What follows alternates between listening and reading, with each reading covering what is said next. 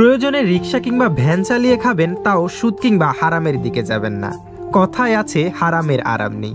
সর্বোপরি উদ্যোক্তা হওয়ার চেষ্টা করবেন, ভেবেচিন্তে ভালো কোনো উদ্যোগ নিয়ে কাজে লেগে পড়বেন। রিজিক কিন্তু আল্লাহর হাতে, আপনি শুধু উসিলা মাত্র। তাই আল্লাহর উপর ভরসা রেখে পড়ে ফেলুন বিসমিল্লাহ, শুরু করে দিন আপনার প্ল্যান মোতাবেক কাজ। আপনাকে ভাবতে হবে না এই সোসাইটি আপনাকে নিয়ে কী ভাববে, তাদের কাজই শুধু ভাবা আর কমেন্ট পাস করা। আপনার সমস্যার সমাধান দিতে পারবে না তারা কখনোই। হ্যাঁ, ঠিক তেমনি নতুন উদ্যোক্তা হওয়ার পথে আমাদের আলী আকাশ ভাই। জীবন জীবিকার সন্ধানে ভাই একটি সুন্দর প্ল্যান করেছে হালাল উপার্জনের জন্য।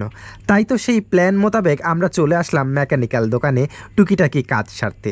মূলত আলী আকাশ ভাই একটি গাড়ি তৈরি করবে, তো সেই গাড়ি নিয়ে আলাপ আলোচনা আর গাড়ির অগ্রিম বায়না দিতে চলে আসলাম আমরা এই দোকানে।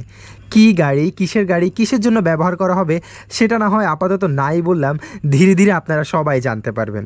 তো সবার কাছে এই কামনা, আপনারা সবাই ভাইয়ের জন্য দোয়া করবেন, আল্লাহ যাতে তাকে সব কিছু ঠিকঠাক মতো শুরু করার তৌফিক দান করে। আজকে এই পর্যন্তই, দেখা হবে অন্য কোনো দিন অন্য কোনো ভিডিওতে। সেই পর্যন্ত ভালো থাকবেন, সুস্থ থাকবেন আর মিজি এগ্রোর পাশেই থাকবেন। আল্লাহ হাফেজ।